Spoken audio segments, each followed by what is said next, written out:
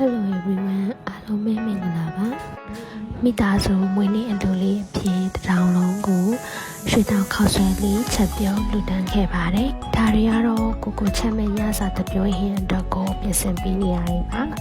ခောက်ဆွဲချက်ဖို့လိုအပ်တဲ့အစာပလာတွေကိုဝိုင်းဝန်းပြီးလုပ်ပေးနေကြတာပါချက်သားတွေကိုရေစေးတန့်စင်ပြီးတော့အရသာနှက်ထားတာပါအိုးပူလာနဲ့စီရင်ထည့်ပါမယ်ရွှေတောင်ခောက်ဆွဲရတော့နွားနို့အစိမ်းကိုအသုံးပြုပြီးတော့ချက်တာပေါ့နော်စီပူရာနဲ့ကြိတ်ထားတဲ့ကျက်သွန်နီလေးတွေကိုရုံဆုံးဆန်းလေးနဲ့အရောင်တင်လေးတွေထည့်ပြီးတော့စီတက်ပေးမယ်ပေါ့နော်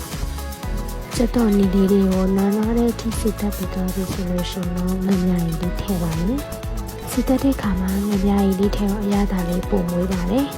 အပား100စာဆိုတော့ဒီချက်ရတာတော့အများကြီးပေါ့နော်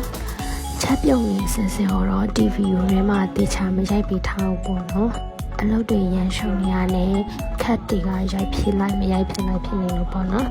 ဒါကတော့တက်ညီလည်းညီချက်နေကြတဲ့နေရာပေါ့ချက်တော်နေလေးတွေနိုင်သွားပြီဆိုရင်ချက်တော်လေးထည့်ပြီးတော့စီထပ်ပြီးတော့တက်ပါမယ်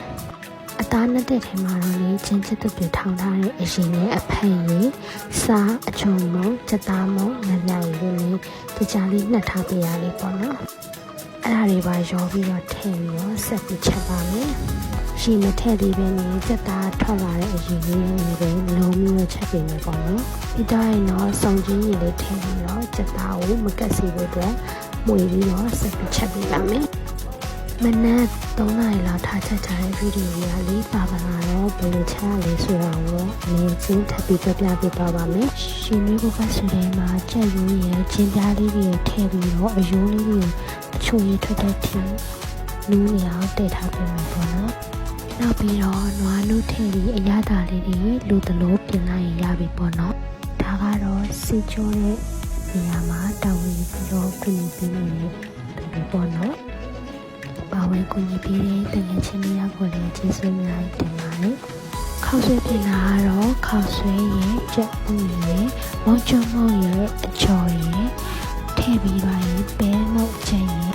ချက်သားချက်ထားတာလေးတင်ပြီးတော့ချက်ထားတဲ့ဟင်းလေးကိုအနည်းငယ်ထည့်ပြီးတော့ရင်သုံးဆောင်လို့ရပါပြီ